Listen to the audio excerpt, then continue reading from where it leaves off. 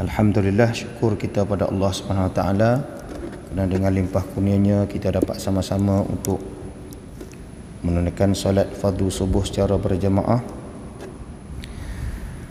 Dan insya-Allah sementara menunggu waktu syuruk, kita berkongsi-kongsi sedikit ilmu. Mudah-mudahan apa yang kita kongsikan ini memberi manfaat kepada diri kita, keluarga kita dan insya-Allah kepada generasi-generasi yang akan datang. Baik. Sebelum saya meneruskan pengajian pada pagi ini, sukalah saya kita baca sama-sama, kita baca ruqyah A'udzu billahi minasyaitonir rajim. Bismillahirrahmanirrahim. Alhamdulillahi rabbil alamin. Arrahmanir rahim. Maliki yaumiddin. Iyyaka na'budu wa iyyaka nasta'in. Ihdinas siratal mustaqim. Siratal ladzina an'amta 'alaihim ghairil maghdubi 'alaihim waladdallin. Bismillahirrahmanirrahim. Qul huwallahu ahad, Allahus samad, lam yalid wa lam yulad wa lam yakul lahu kufuwan ahad. Bismillahirrahmanirrahim.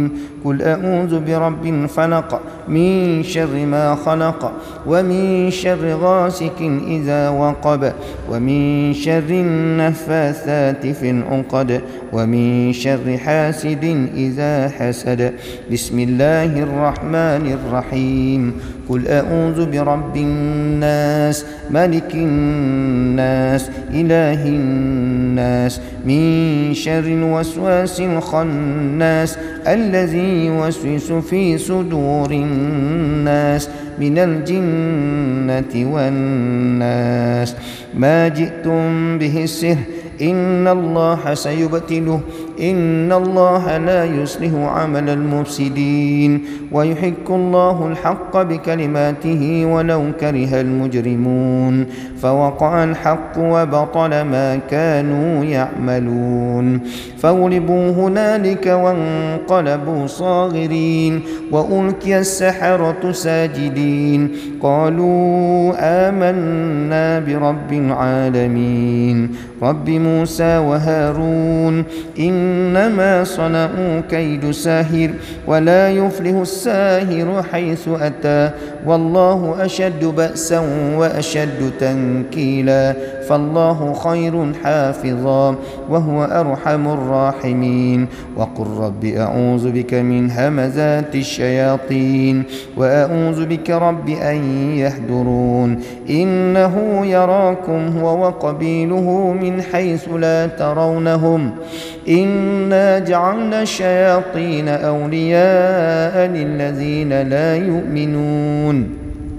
أعوذ بكلمات الله التامات التي لا يجاوزهن بر ولا فاجر، من شر ما يلج في الأرض وما يخرج منها وما ينزل من السماء وما يعرج فيها، ومن فتن الليل والنهار، ومن طوارق الليل والنهار، إلا طارقا يترك بخير يا رحمن. أعوذ بكلمات الله التامة من كل عدو وهامة، ومن كل شيطان وعين لامة. أعوذ بالله الواحد الماجد من كل عدو وحاسد، ومن كل شيطان مارد. بسم الله الرحمن على عبده بقوله لقد خلقنا الإنسان في أحسن تقويم. أعوذ بالله السميع العليم من الشيطان الرجيم، من حمزه ونفخه ونفثه. نعوذ بكلمات الله التامات من وضبه وعقابه وشر عباده، ومن همزات الشياطين وأن يحضرون. Alhamdulillah. Itu sebahagian daripada ru'yah syar'iyah, ru'yah syar'iyah. Sebenarnya tuan-tuan yang dikasihi, tuan-tuan yang mana lepas waktu solat, lepas bagi salam, tuan-tuan duduk berwirid, itu sebahagian daripada ru'yah yang kita dah baca. Wirid yang kita duk baca tu sebahagian daripada ru'yah. Kita baca Fatihah, kita baca ayat kursi, kita baca 3 kul. Dan di antara wirid-wirid ru'yah yang dibaca ialah ayatul kursi, amanar rasul, laqad ja'akum, banyak lagi lah. Itu di antaranya. Jadi banyak kita boleh amalkan tuan-tuan. Yang biasa kita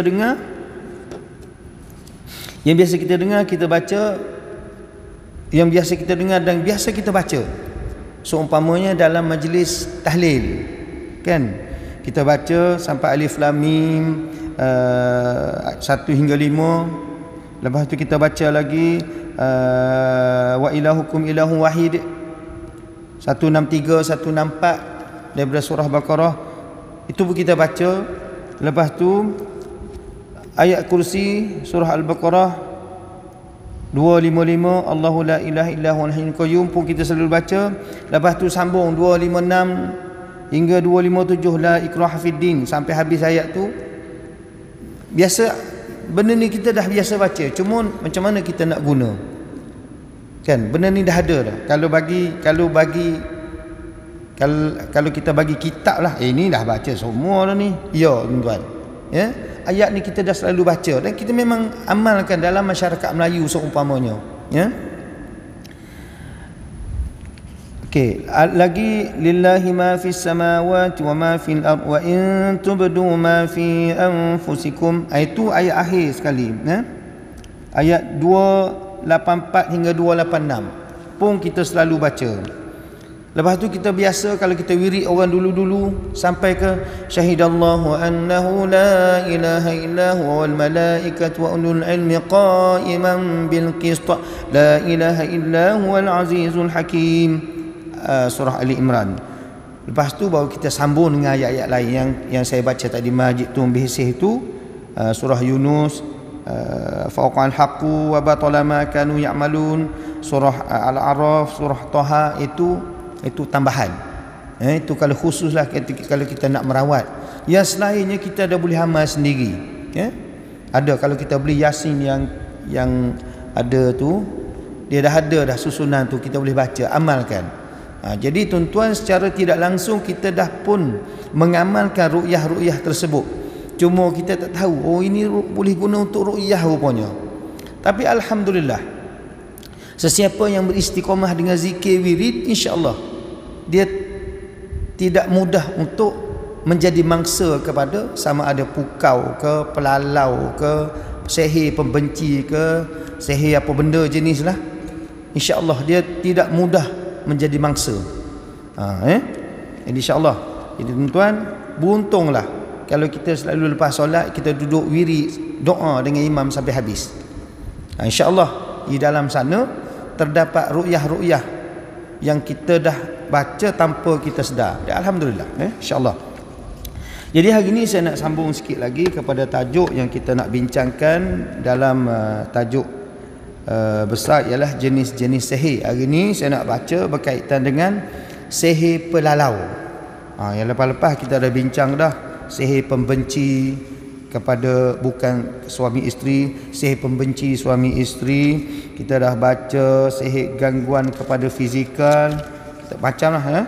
Sihir apa ni, gangguan menyebabkan mandul, sihir jerutan, penjerut. Banyak tuan, ya. Kalau kita tengok canggihnya dunia hari ni, dunia yang alam zahir kita ni pun canggih, alam dia pun canggih juga tuan-tuan. Tapi alam dia ni canggih lagi dahulu. Sihir ni berlaku sejak zaman dulu lagi, zaman Nabi Sulaiman dah berlaku dah, zaman Nabi Musa, banyak lah. Jadi benda ni berlaku sampai hari ni. Jadi tidak nafikanlah, kita tidak boleh kata saya tak percaya benda ni ustaz, ni semua tak boleh. Bukan masalah tak percaya, bukan kita nak suruh percaya kepada sihir, tapi kita kena percaya bahawa benda tu berlaku. Sebab benda ni dicatat dalam Al-Quran dan berlaku sampai ke hari ni. Jadi nak tak nak kita kena bersedia membuat persiapan. Di antara persiapan yang kita kena buat ialah jangan tinggal solat fardu. Kalau boleh kita orang lelaki ni kena berjemaah. Kena Jumaah, cari keberkatan di masjid, bawa balik keberkatan tu ke rumah. Biasanya tuan-tuan yang datang solat jemaah kat masjid ni balik rumah cool je kan. Orang rumah pun ayah tu pergi masjid, tak payah sediakan sarapan pagi. Contohlah kan, kita ada teh tarik, kita ada nasi lemak, cool je, balik buat relax. Abah tak berapa lalu hari ni, padahal dia dah kena 2 bungkus tadi, nasi lemak dengan teh tarik. Okey, baik. Sihir pelalau. Sihir pelalau ni sejenis sihir yang boleh menyebabkan hilang nafsu atau terkunci nafsu kahwin, yang boleh mengakibatkan seseorang itu tidak bertemu jodoh selagi kekuatan sihir tersebut mencengkamnya, dan tidak sehingga apabila mencekam sehingga tidak dirungkai. Selagi mana sihir tadi tidak dirungkai, tidak dirawat, kesan sihir itu ada kepada seseorang. Yang pertama sekali, dia tak ada teringin nak berkahwin. Tak teringin nak berkahwin. Kalau tak teringin nak berkahwin kali kedua tu cerita lain tuan-tuan. Saya ni tak teringin, bukan tak teringin, kali kedua teringin. Tapi banyak halangan lain. Yang pertama, pil kuat ada, pil berani tak ada.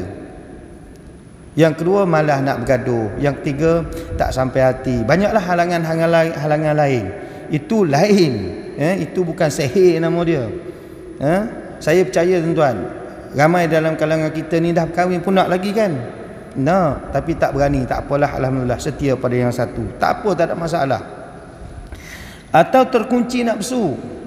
Dia hilang nafsu, dia terkunci. Ada yang dah berkahwin tapi tak ada nafsu, hilang nafsu, terkunci nafsu dia.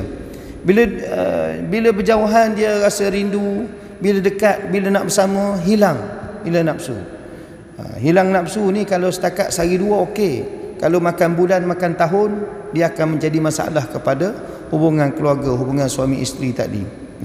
Walaupun dah lama berkahwin, walaupun baru berkahwin, ada tak kira sama ada lama atau baru, bila terkena sihir pelalau ini, dia terkunci nafsu. Hebat mana kita seorang lelaki ataupun hebat mana seorang perempuan itu, hebat dia bila dia ada nafsu. Kita ni, kita tengok tuan-tuan, kalau kita tengok, ini bukan seumpama manusia dengan ayam, kita tengok seekor ayam jantan, dia apabila ada ibu-ibu ayam yang bersama dengan dia jadi kepok lain macam kan. Kalau dia boleh bawa ibu-ibu ayam yang betina tadi, dia punya tegak lain macam badan dia. Tu ayam. Kita pun sama tuan. Kalau kita boleh ada pasangan, kita rasa semangat untuk terus berjuang. Tengok orang berpasangan, kita ada pasangan. Ini kalau tengok orang berpasangan, kita duduk seorang, kita akan rasa macam terasing, rasa macam alamak, rasa teringin. Sesekali ku rasa teringin, itu kata penyanyi. Atau boleh mengakibatkan seseorang itu tidak bertemu jodoh. Ada juga yang terkena sihir ni, dia tak teringin untuk cari jodoh. Kalaupun ada orang masuk meminang seumpamanya, masuk tak jadi, pinang-pinang tak jadi, kadang nak masuk minang dalam bincang-bincang dan sekali tak jadi tanpa sebab. Kalau tak jadi itu bersebab lain, dah rancang nak meminang dan sebagainya, tiba-tiba kemalangan, mati, itu lain, ada halangan lain. Ini berlaku tanpa halangan. Kadang-kadang kita tanya kenapa jadi gini, entahlah, tiba-tiba tak semena-mena, tanpa sebab yang munasabah yang boleh memutuskan hubungan tadi. Kalau kita nampak pasangan itu ada berlaku kemungkaran, kecurangan dan sebagainya, itu lain, itu cerita lain. Ini tak ada. Laki pun baik, yang perempuan pun baik, tiba-tiba tak jadi. Dia okey, dia baik, tapi dia berubah dari segi tingkah laku, daripada semangat yang biasanya happy tiba-tiba jadi murung, yang sentiasanya bersemangat rajin kerja tiba-tiba jadi malas, yang biasanya pagi-pagi sentiasa aktif tiba-tiba jadi duduk diam kat rumah, tak nak keluar mana-mana. Tidak bermaya, pendiam dan menyendiri. Dia dulu dia sentiasa dengan kawan-kawan, lately ni dia nak duduk menyendiri, tak bermaya, tak bersemangat. Macam ni kita boleh nampaklah dia punya perubahan, sebab daripada reaksi sebelumnya lain, selepasnya lain. Sihir jenis ini juga boleh menyebabkan berlaku dalam dan halangan untuk berkahwin. Kalau dah bertunang nak berkahwin, tiba-tiba tak jadi, kenduri dah buat, kad jemputan dah edar. Biasanya ada yang dah buat kenduri, takkan nak cancel, terpaksalah panggil orang datang, kita hari ni kenduri arwah je lah. Daripada jemputan kenduri kahwin tak jadi kenduri arwah, bukan ada kematian, dah panggil orang, takkan nak cancel. Hari yang dia tak jadi tu adalah hari yang nak berkahwin, hari dah jemput kenduri, catering pun dah tempah, duduk tengah masak. Lainlah kalau lagi seminggu tak jadi, boleh kita batalkan, kan? Sihir jenis ini menyebabkan berlakunya halangan untuk berkahwin, menyebabkan ramai laki-laki datang meminang tetapi tidak berakhir dengan jinjam pelamin, tak berakhir dengan perkahwinan. Ya, dekat-dekat nak kahwin, pasangan sama ada bukan laki-laki, bukan perempuan saja, kadang-kadang lelaki pun sama. Hari-hari berkahwin tak muncul-muncul tiba. Yang si perempuan dah menunggu, keluarga dah menunggu, kenduri dah siap, orang dah ramai, tak muncul tiba. Tok Kadi puas tunggu, puas telefon tak angkat. Tok Kadi pun tanya, ni kalau tak ada orang, saya sendirilah Tok Kadi. Ketika rombongan laki-laki datang meminang, si perempuan mungkin dengan tidak semena-mena naik berang pun boleh berlaku. Sama ada berlaku tu sama ada daripada pihak perempuan ataupun daripada pihak lelaki, dia tak kira tuan. Mengamuk menyebabkan wakil atau rombongan tak dibalik. Yalah, kalau dah mengamuk dalam majlis nak tunggu apa lagi? Perempuan, kalau tuan-tuan kalau pernah tengok cerita apa ni, hai Mami Jarum ke kan, waktu nak minang tu bergaduh dalam rumah, dan terus batalkan hasratnya. Antara benda yang dilihat menyebabkan berlakunya sedemikian, muka perempuan menjadi hodoh, tidak menarik pada pandangan si lelaki. Sebenarnya muka tu tak berubah, tapi pandangan pasangan tadi, dia melihat muka pasangan dia tadi sangat menakutkan. Kita ni, kita okey lah kalau kita tengok kawan-kawan kita muka ceria, handsome, senyum, manis, kan? Kalau kita tengok muka yang menakutkan, tambah-tambah orang tu nak jadi pasangan kita, tuan-tuan, dia lain macam lah. Rombongan meminang kadang-kadang terhalang dengan di tengah-tengah jalan. Ada juga, tapi tengok keadaan lah sekarang, tuan-tuan. Kalau kita nak pergi ke satu-satu destinasi, kena tengok hari juga. Kalau hari cuti, memang bersedialah dengan jam dan roti di jalan raya. Itu sekarang lah, kita kena tengok hari, laluan dan masa yang kita nak bergerak. Jangan pula ini kena jam 3 jam. Memanglah terbantuk, dah tahu dah musim jam, gerak awal sikit. Dia kata ni kena sihir ni. Itu bukan kena sihir, itu memang kita tak kena dalam plan perancangan perjalanan. Kita tak boleh nak salahkan sihir keseluruhnya. Kadang-kadang kita ni jenis leka, lalai dengan waktu. Janji pukul 10, pukul 9.30 tu make up tak habis-habis lagi, perjalanan lagi 3 jam. Kadang-kadang janji pukul kenduri majlis pukul 12 tengah hari, Tok Kadi dah tunggu pukul 12 tengah hari, kita pukul 12 tu duduk di rumah lagi, ngok-ngek. Tu perangai kita. Kita tidak menghargai orang punya masa. Masa kita tu memanglah kita dah buang masa kita, tapi orang punya masa pun kita tak hargai. Ini perangai. Berlaku kemalangan, turun ribut taufan serta hujan lebat dan sebagainya. Ada kadang-kadang halangan-halangan dalam perjalanan rombongan tadi. Yang peliknya, biasa musim tu ialah musim, bukan musim hujan, bukan musim ribut, musim biasa-biasa. Tiba-tiba hari tersebut, di kawasan tersebut saja ada halangan. Baik. Sering berlaku ketika pihak laki-laki setuju untuk meminang, pasangan perempuan menolak. Begitu juga sebaliknya. Dah bincang-bincang, barang semua dah beli, dah pergi kedai kedai untuk persiapan barang-barang pengantin tu dah beli, bincang dah tarikh pun dah setuju nak adakan majlis pertunangan hari tersebut, tiba-tiba salah satu daripadanya menolak, minta dibatalkan, siap dibaling-balingnya cincin.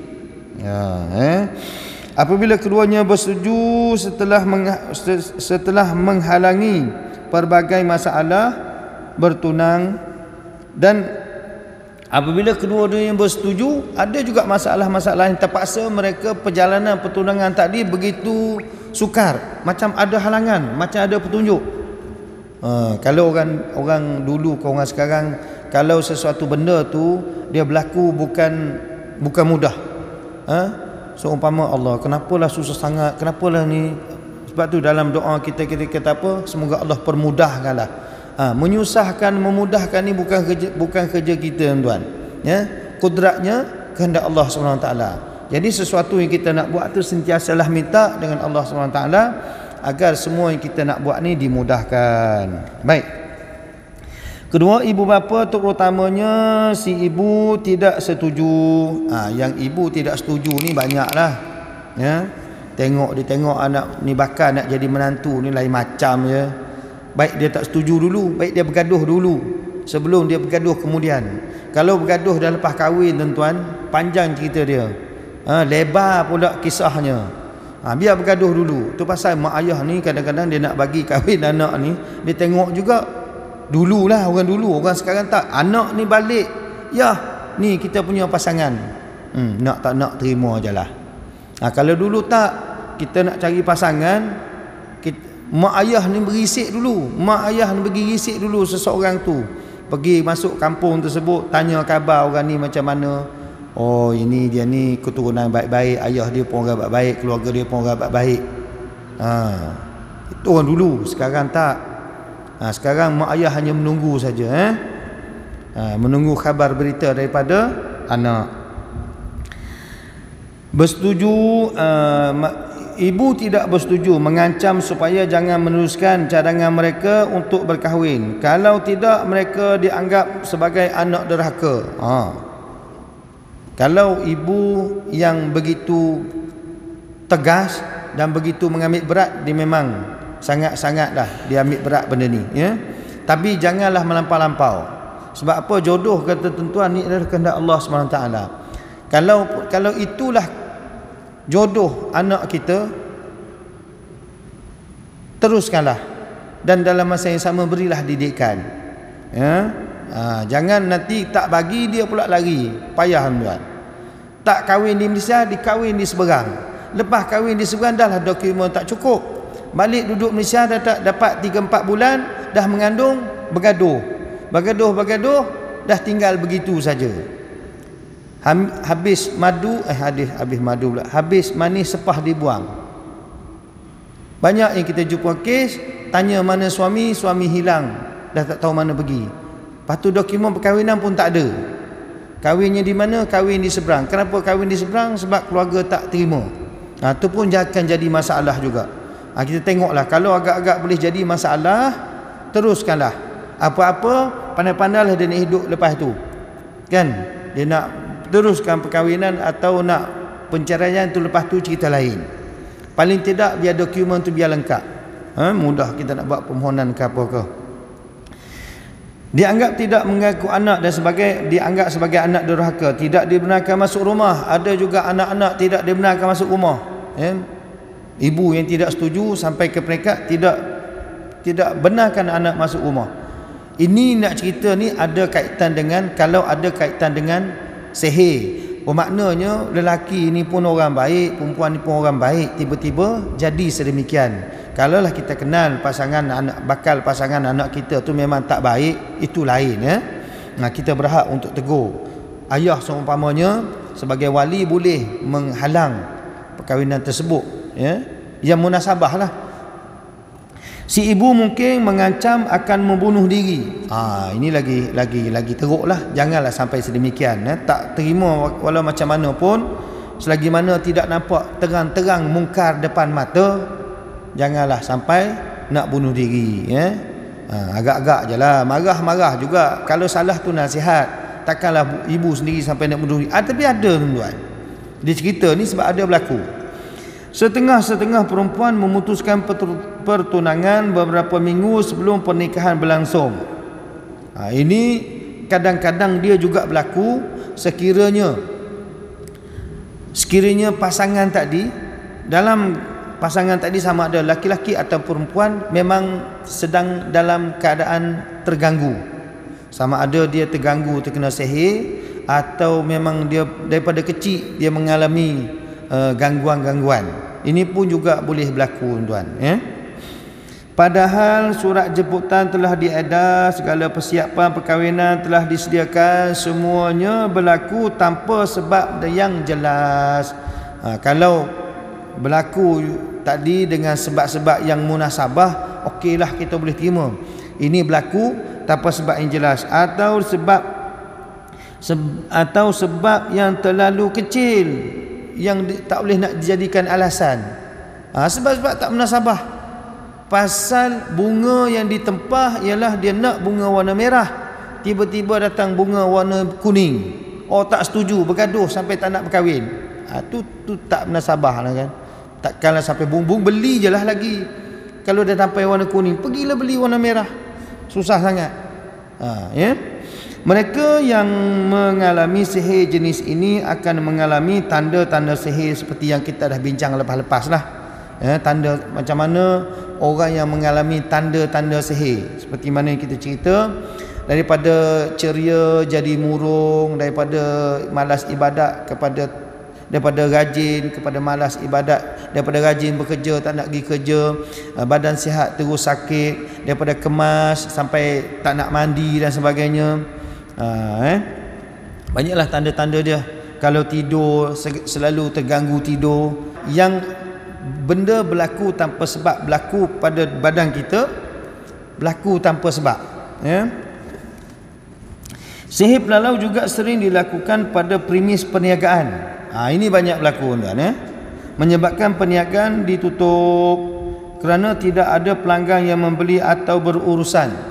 Ada kedai dia meniaga, mula-mula meniaga maju, tiba-tiba orang reda, tak ada orang. Last sekali ialah kalau setakat sebulan tak ada orang, okey, lagi boleh tahan. Kalau setakat makan bertahun, modal lain dah tak ada, income tak masuk. Kalau restoran seumpamanya, kalau barang beli tak habis dijual, nak makan pun tak boleh, income tak masuk, terpaksa kena tutup, tuan. Kerana tidak ada pelanggan yang membeli dan berurusan, mereka seolah-olah tidak nampak kedai dan warung berkenaan. Ada juga yang kes kita tanya, kenapa tak meniaga lama? Meniaga, dia kata. Meniaga tapi tak nampak. Ataupun nampak tetapi seperti tidak perasan. Atau kadang kedai tadi kita nampak, kita pun macam tak perasan. Atau nampak tapi orang tak ada ingin nak pergi. Orang tak ada niat untuk nak datang, tidak mempunyai daya tarikan, hamba dan sebagainya. Biarpun seseorang itu telah masuk ke dalam kedai tersebut. Kadang-kadang orang ni dia masuk ke kedai, dia masuk raung sampai ke dalam, tengok lauk, tengok bekas, tengok tempat, dia pun patah balik. Itu kadang-kadang patah balik tak jadi makan tu bukan kerana sihir. Kadang-kadang bila masuk-masuk, berkejar-kejar tikus besar-besar daripada kucing dalam kedai tu, melompat sampai ke atas pinggang, masuk dalam periuk. Tuan-tuan, agak-agak lalu makan dia. Itulah kalau kita meniaga, terutama sekali kalau kedai makan lah, kebersihan sangat-sangat kena diutamakan. Ini tikus sampai melompat masuk dalam periuk, nasib baik kuali tengah panas tu dia tak lalu kat atas tu. Kalau lalu dalam kuali panas tu, terus jadi tikus goreng, garing dia. Kalau macam tu memanglah kita patah balik lah. Tak lalu makan, tuan. Kadang-kadang orang bila dia masuk kedai tersebut, tiba-tiba dia rasa macam tengok semua tak menarik, dia pun cabut keluar. Sedangkan lauk-lauk hidangan tadi pada umumnya adalah menarik. Sihir jenis ini dikenakan pada kedai atau warung makanan yang boleh menyebabkan lauk tadi cepat menjadi rosak, lauk cepat basi. Baru panas je ustaz, Tak sampai dia baru otak dalam 15 minit. Tengok-tengok dah ada ulat. Lepas tu basi. Ada yang macam ni banyak berlaku tuan. Biarpun baru dimasak, pelanggan melihat ulat dalam hidangan yang dipesan ataupun bila lepas makan semua pakat sakit perut. Jadi customer ni kalau sekali kena makan sakit perut memang dah tak pergilah. Memang tak pergi. Kedai ni kalau tak ada customer, dia tergadai lah akhirnya. Akibat daripada sihir jenis ini, tuan punya kedai, di antaranya lagi tuan punya kedai jadi tak berminat untuk pergi ke kedai. Ataupun dia ada pejabat, bos tak minat dah nak pergi pejabat. Atau dia bekerja, dia dah tak minat nak pergi kerja. Mereka terpaksa berlawan. Kalau nak pergi juga kena berlawan bersungguh-sungguh, bermujahadah untuk nak ke pejabat, nak pergi kerja dan sebagainya. Ketika di kedai merasa begitu malas. Bila masuk saja kedai, sama ada kedai makan atau pejabat atau tempat mana yang kita nak duduk, yang tempat kita berurusan, bila masuk je tempat tu kita rasa terganggu, rasa tak senang, rasa macam ada sesuatu, rasa sakit, rasa macam nak demam. Bila keluar saja dia jadi okey. Ni kemungkinan di situ ada sihir pelalau. Kalau tukang masak dia jadi malas nak masak, nak bersih kedai pun malas dan sebagainya. Akhirnya kalau dah kedai ni tak bersih, restoran ni kalau satu hari tak dibersihkan, masuk hari kedua tu dia dah mulalah pijak berminyak, berlumuh sana berlumuh sini. Merasa di antaranya bekerja tadi rasa mengantuk, bersangatan seolah-olah seumpama orang yang tengah mabuk dadah atau macam kena ubat tidur, dia punya mengantuk. Kita tak pernah makan ubat tidur, tuan-tuan pernah makan ubat tidur, mungkin tu tahu macam mana kalau terkena ubat tidur. Memang tidur tuan-tuan. Kalau dulu-dululah masa saya kecil-kecil dia panggil roci. Saya tak tahu ya je. Kan? Masa sekolah telan sebiji tidur satu hari. Lepas tu rasa takut, masuk tempat kerja tadi rasa takut. Gelisah, sakit badan, tetapi semua penderitaan dan perasaan yang dialami hilang pulih sepenuhnya sedia kala. Sebaiknya melangkah keluar daripada premi tersebut. Dia duduk dalam tu dia rasa sakit, tapi bila melangkah keluar dia rasa sihat.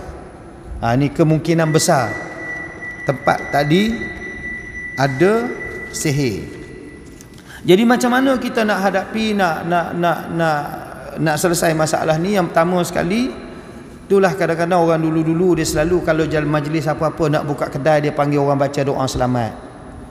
Yang kedua, orang yang meniaga ni dia kena banyak bersedekah. Sebab dengan bersedekah tu salah satunya menghalang daripada benda-benda yang tak baik berlaku pada diri kita. Dia bersedekah. Ketiga, sentiasa jaga kebersihan. Keempat, ibadah-ibadah jangan ditinggalkan. Pekerja-pekerja ni kalau boleh kita kena suruh dia solat, jaga solat.